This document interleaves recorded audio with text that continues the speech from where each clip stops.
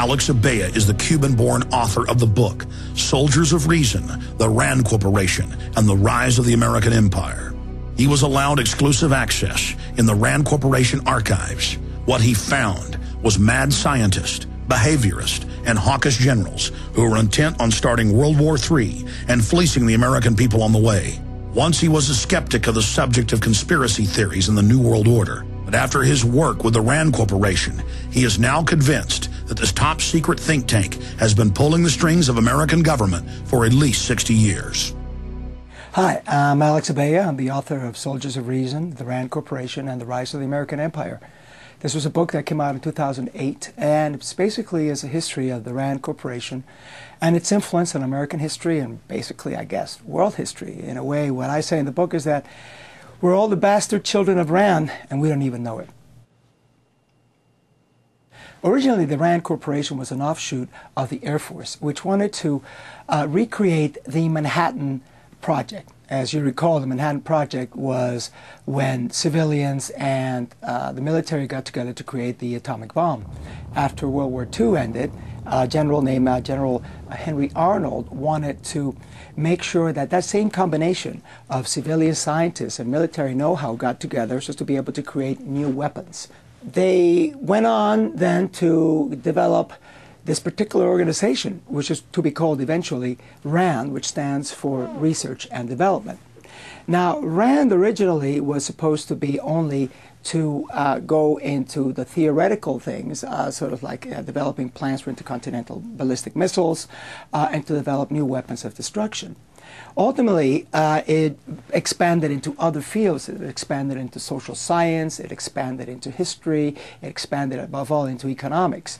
And it got to be so big that the Air Force had to spin it off. They had sited it over at Douglas Aircraft, which was one of the biggest aircraft manufacturers in the country at the time. So in 1948, they spun it off. Now, the reason why I'm talking about all this is because from the beginning of RAND as a separate entity apart from the Air Force, that is, as its own corporation, when it becomes the RAND Corporation, it's been intrinsically linked to the Ford Foundation. If we're talking about the robber barons, if we're talking about people like Carnegie, about Ford, Rockefeller, well, yes, I mean, there's been always a link between think tanks and the big, powerful economic interests. Specifically, in the case of RAND, there's been a link between RAND and the Ford Foundation. In fact, the attorney who drafted the Articles of Incorporation for RAND was the same fellow who later became the president, the first president of the Ford Foundation. And they used to go around asking the people at RAND, are there any particular projects that you want us to fund? Without Ford money, the RAND Corporation would have never gotten off the ground. So from the beginning, there has been that, that intricate, that you might say that really intimate relationship between the two bodies, between the two ways of looking at the world. Because after all, what you have here with the big economic interests is that they want to make sure that their own interests are protected. They want to make sure their goods can be sold throughout the world. And they want to make sure that we have consumers for that. And RAND, in a way, served as a very useful adjunct to that particular way of thinking. The original title for my book was the RAND Corporation and the New World Order. I did that on purpose, and I wanted to have people think about what those words actually meant. Because what RAND actually did during the 1950s is that they came up with this particular way of looking at the world that changed everything, that changed the world we live in, that changed how we think, how we talk, the schools we send our kids to, how we pay our taxes, the planes we fly in. They've changed the whole world. And that's what I'm saying, in a way, that we are the bastard children of RAND. And what do I mean by all that? They began the whole process of giving an ideological foundation to the process of deregulation that would come to a head during the Reagan administration. They developed something called rational choice theory that, after it came up and after it was developed and expanded, It turned us from citizens into consumers.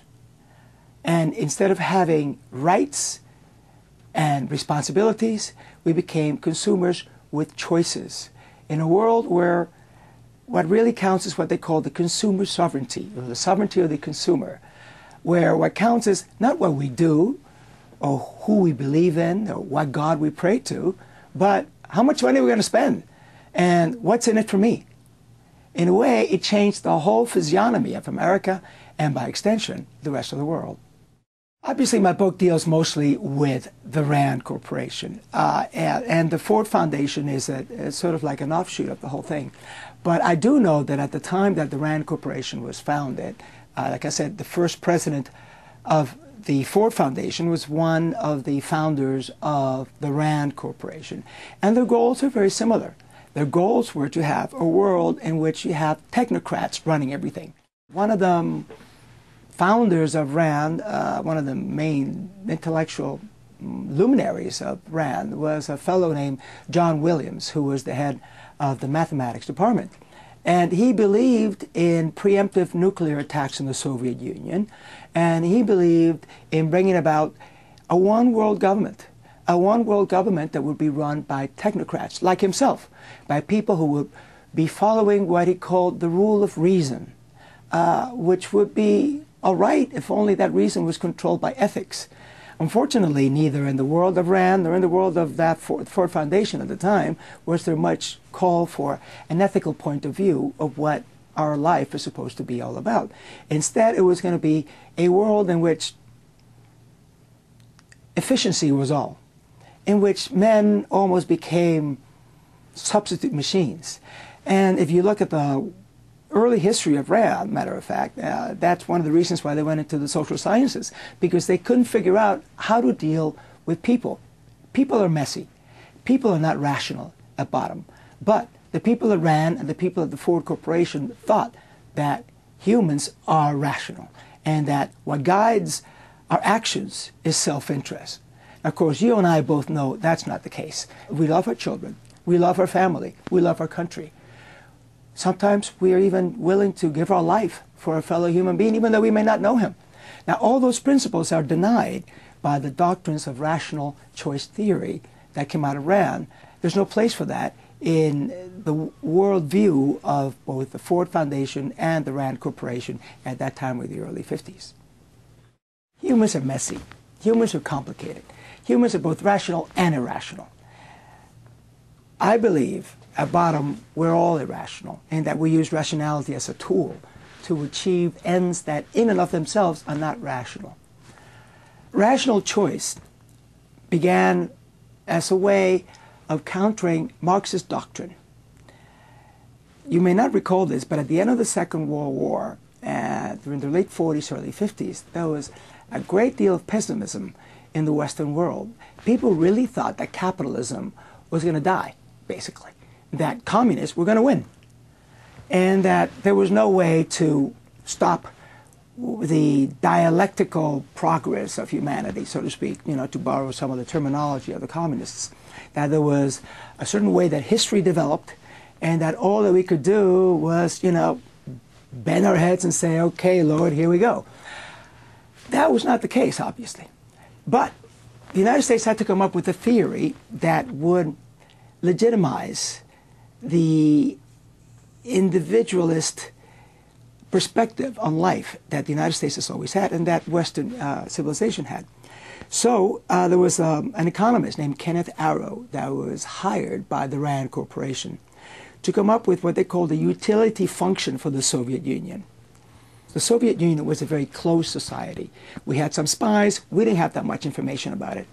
Basically, RAND, as the think tank for the government, was given the task of trying to decide how would the Soviet leaders act. In other words, what would Joseph Stalin do if, let's say, we were to invade Poland, or if we were to go into the Soviet section of Germany?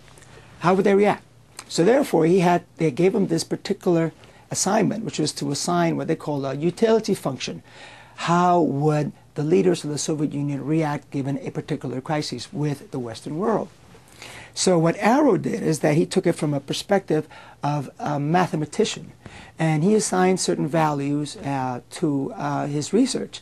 And he came up with this theory called rational choice theory, whereby he postulated that it's self-interest what drives people, that humans are essentially rational, that all humans think with the same kind of rationality, that science is universal, and that we're all in it for ourselves, and that there's no such thing as religion, altruism, patriotism, that self-interest rules all, and that therefore what we should have is something called the sovereignty of the consumer, that we should give people as many choices as they can, because according to his theory, if you have a group of 4 people and there's more than 2 choices, there's never going to be a democratic decision, because one of the parties is going to impose his will on the others.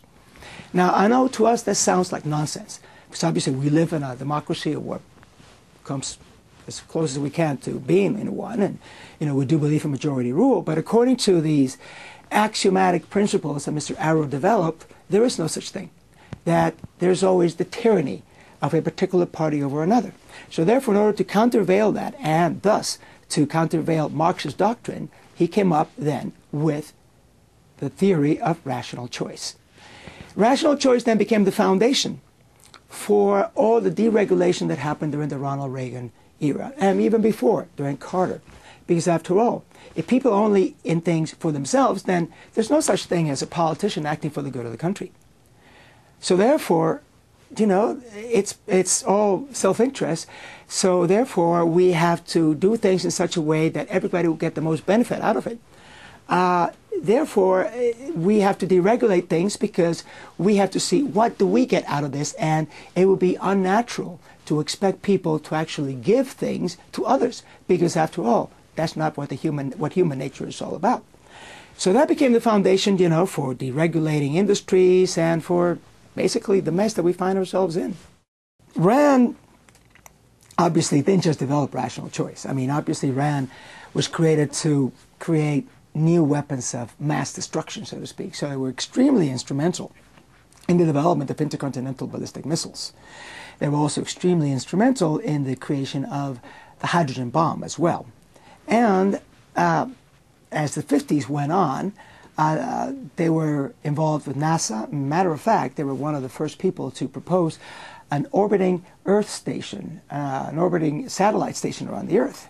And that was like the first project that they did back in 1946. They were also involved, very heavily involved, in the use of nuclear weapons. Why is that? Well, RAND was the creation of the Air Force.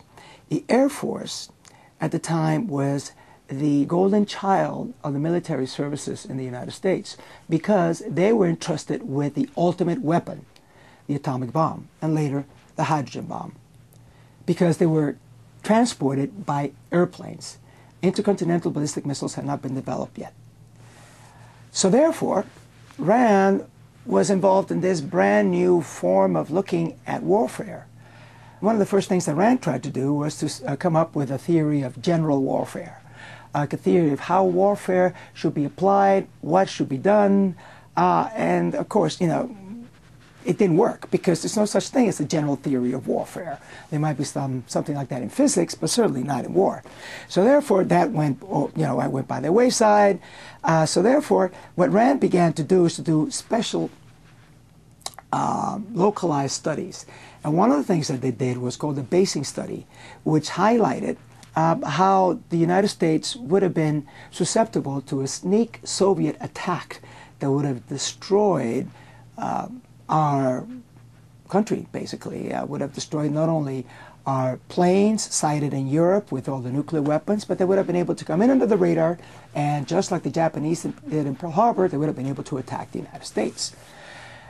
Because of studies that were done out of RAND, especially by one of his foremost researchers, a guy named Albert Wohlstetter, the United States Air Force changed the way in which its nuclear airplanes were sighted, and in which the bases were done.